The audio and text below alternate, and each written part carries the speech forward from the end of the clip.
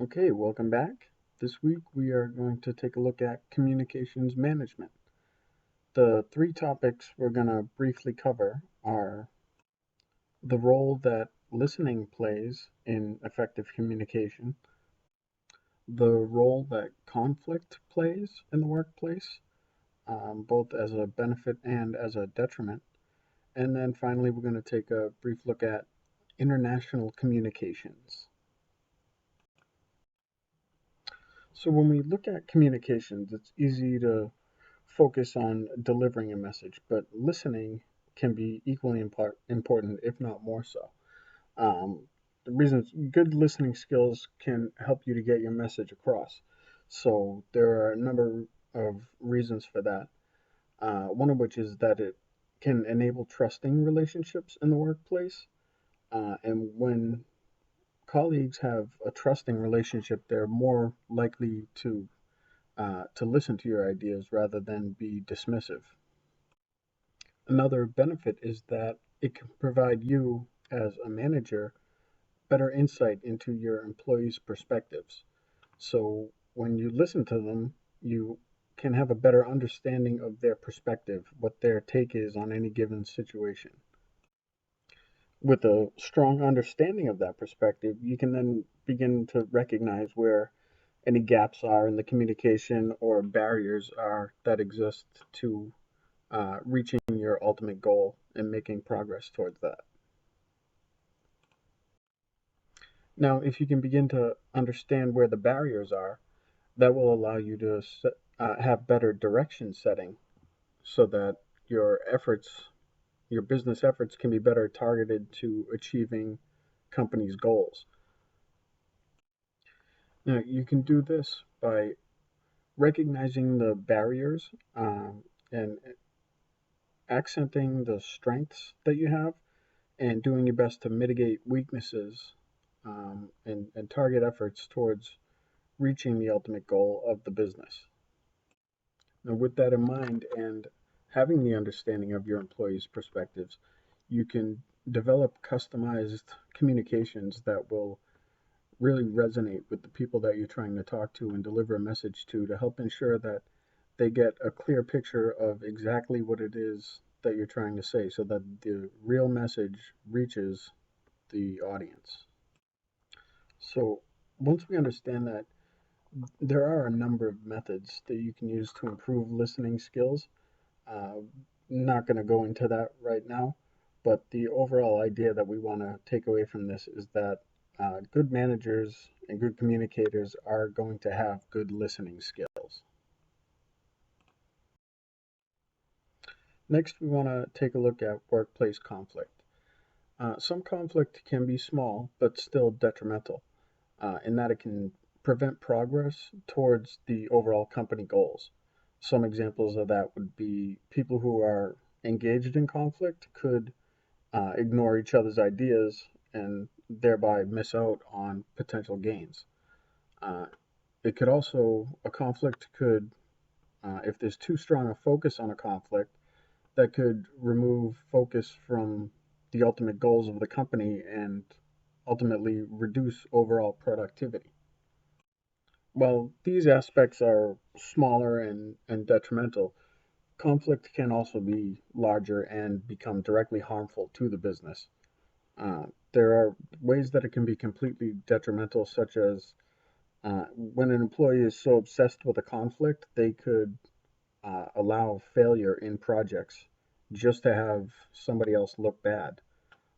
And then if things escalate strongly enough, there's the potential for legal issues depending on um, how far the conflict goes.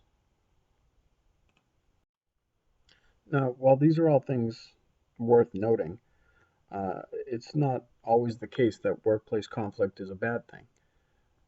Some measure of conflict can enable progress. For example, in a group setting, it will prevent a single individual from taking over the entire group and ensure that different individuals' ideas are not only heard, but given full credit and explored as they should be.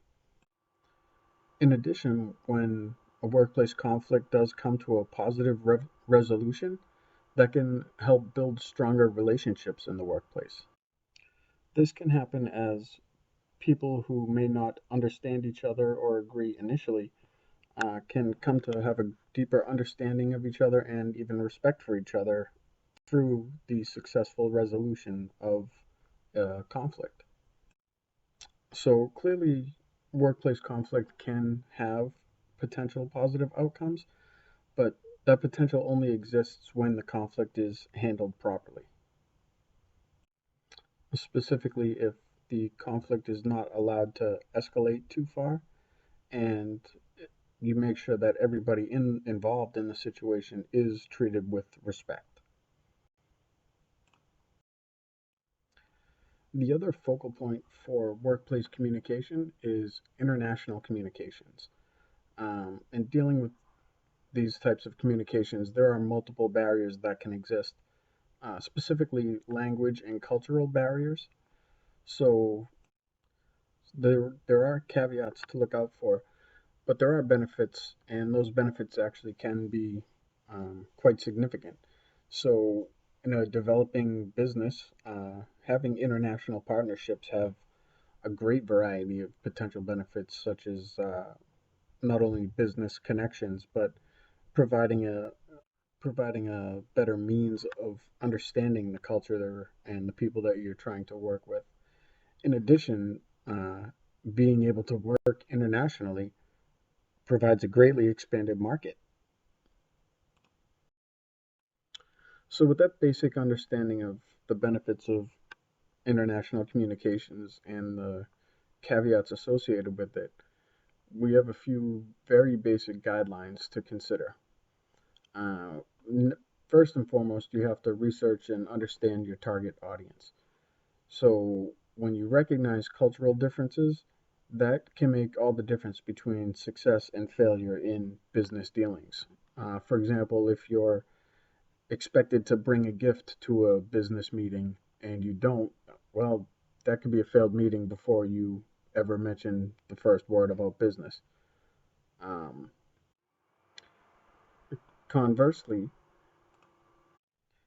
not understanding the culture you're dealing with can lead to snap judgments and reactions that can be poorly perceived. For example, if you're operating in a country where bribery is commonplace, your reaction to hearing about it might be to snap back and want to end communications. By understanding the differences, on the other hand, you can handle the situation differently and still potentially move forward with a positive business relationship. So, in addition to understanding your target audience, you want to make sure that you keep communications simple when you're dealing in international business. You want to avoid things like colloquialisms or sarcasm, other nuanced types of communication that can easily be misunderstood or misinterpreted and potentially cause a negative working environment. So you want to focus on clearly delivering your message in as simple a manner as you possibly can. And then finally, you want to make sure to request feedback, and this will allow you to confirm that your target audience does understand the exact message that you're trying to convey. And it'll also provide the opportunity to make any corrections or adjustments that are needed to ensure that you are aligned. So, in summary, good communication begins with good listening skills. Listening skills are something that can be applied when dealing with conflict and take a potentially bad situation and turn it into something positive instead. Both of these are areas that can affect international communications, and the ultimate goal with those is to keep it simple so that you ensure you avoid causing any potential conflict while getting your message across.